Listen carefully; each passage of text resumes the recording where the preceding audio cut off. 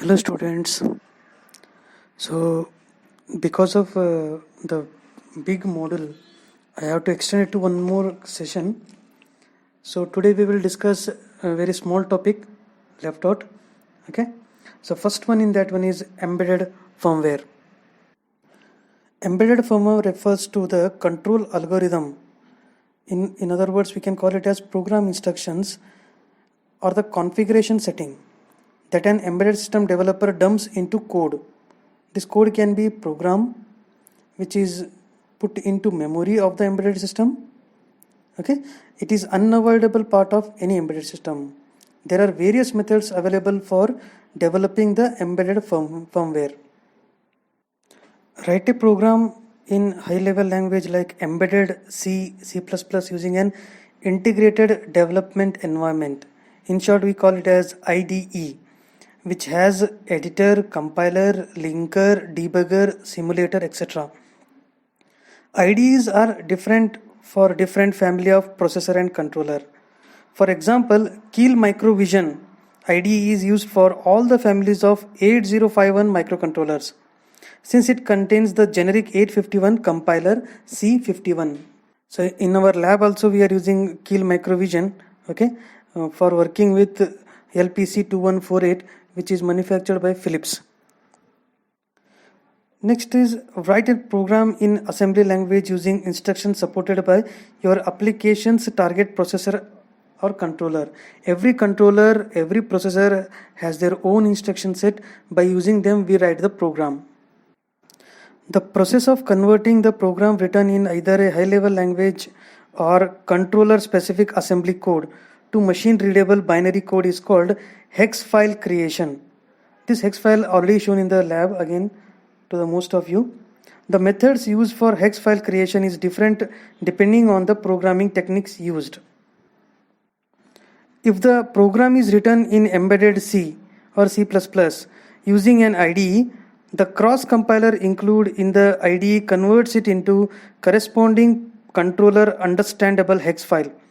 If you are following the assembly language based on programming technique, you can use the utilities supplied by the processor or controller vendor to convert source code into hex file. Also, third-party tools are available which may be free of cost for the conversion. So many utilities are online available. One of the example is Philips utility, which we used on some other embedded device. Okay. For the beginners, it is strongly recommended to use high-level language-based development technique. The embedded software development process in assembly language is tedious and time-consuming. The developer needs to know about all the instruction sets of the controller, or at least should carry an instruction set reference manual with him or her.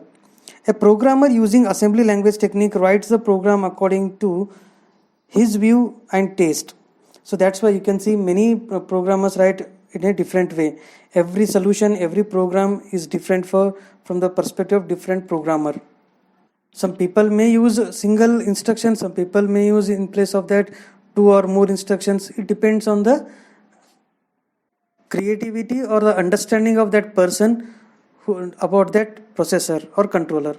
So whenever you write a program, you must make it readable. As I'm continuously stressing, you must put comments after every line so that anybody can read that code, or we can make a code readable. The next topic is other system components. The other system components refers to the components, circuits or ICs which are necessary for proper functioning of embedded system. Some of these circuits may be essential for proper functioning of the processor and firmware execution. Examples such as watchdog timer, reset IC, brownout protection IC, etc. Some controllers integrate these components within a single IC and doesn't require such component externally connected to the chip for proper functioning. Depending on the system requirement, the embedded system may include other integrated circuit for performing specific functions, level translator IC for interfacing circuit with different logic level, etc. Now one by one we will see in detail. First one is reset circuit. Reset circuit is essential to ensure that device is not operating at a voltage level where the device is not guaranteed to operate. During the power on, the reset signal brings the internal register and the different hardware system of the controller to a known state and start firmware execution from reset vector. Normally it starts from address 0x0000. The reset signal can be either active high or active low. Since the processor operation is synchronized to a clock signal, the reset pulse should be wide enough to give time for clock oscillator to stabilize before the internal reset state starts.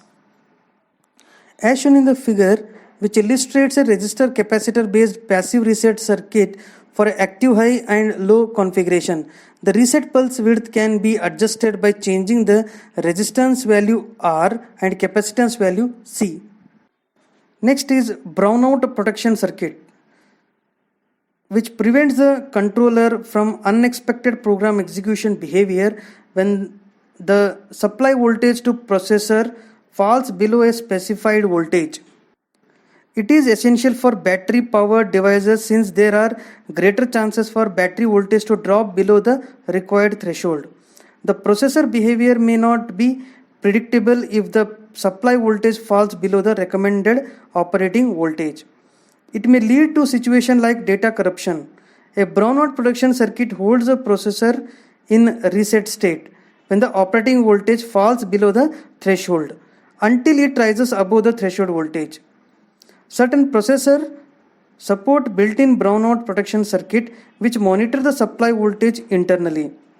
If the processor doesn't integrate a built-in brownout protection circuit, the same can be implemented using external passive circuit or supervisor IC as shown in the figure. Here we used Zener diode and transistor for controller with the active low reset logic. The Zener diode and transistor forms the heart of the circuit. The transistor conducts always when supply voltage VCC is greater than that of sum of VBE and VZ, Zener voltage. Next is oscillator unit. A microcontroller is a digital device made up of digital combinational and sequential circuit. The instruction execution of controller occurs in sync with clock signal. It is analogous to the heartbeat of the living being, which synchronizes the execution of life.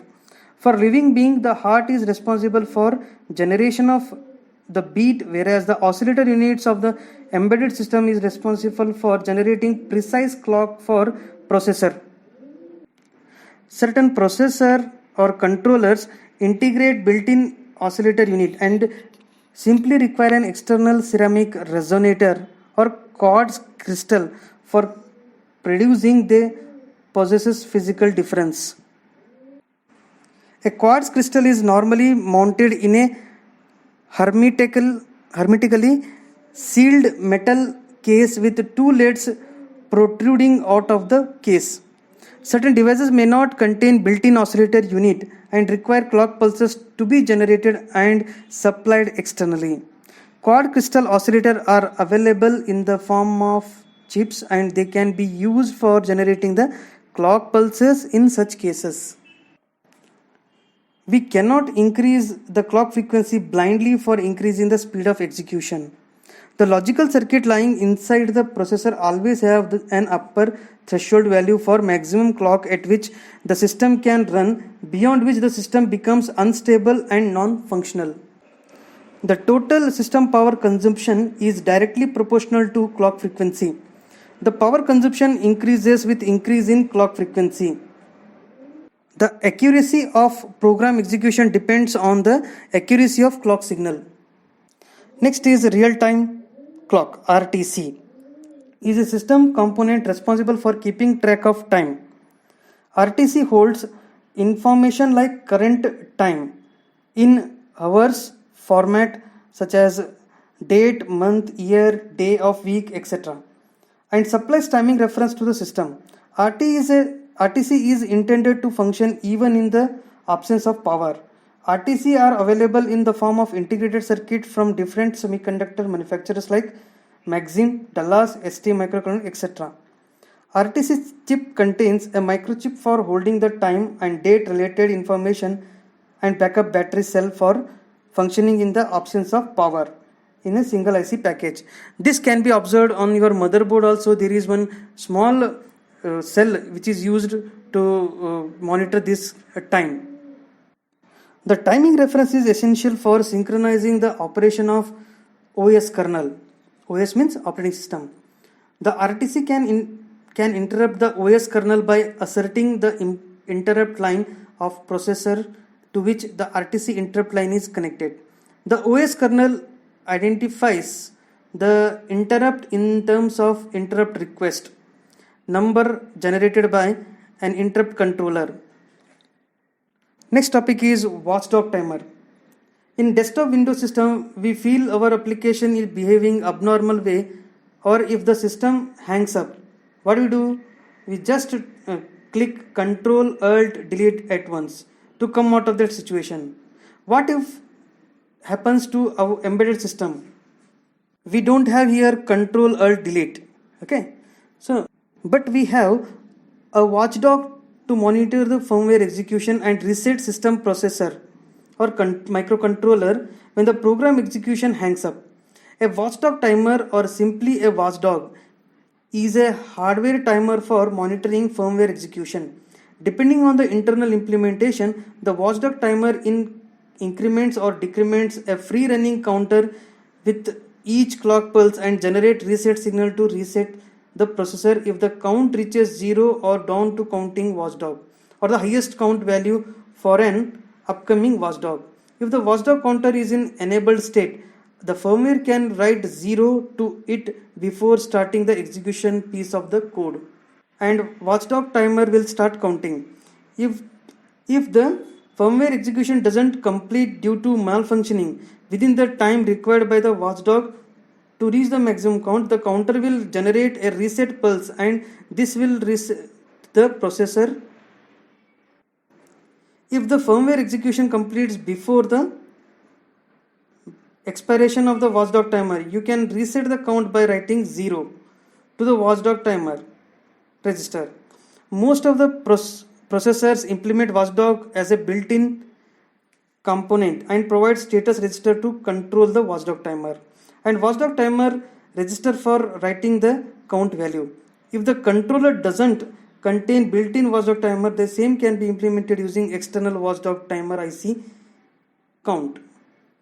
Figure illustrates the implementation of an external watchdog timer based microprocessor supervisor circuit for small scale embedded system. So this ends our discussion on module 3. Okay, so now you just go through the page here which is showing you the assignment question. Complete them and submit it. Thank you.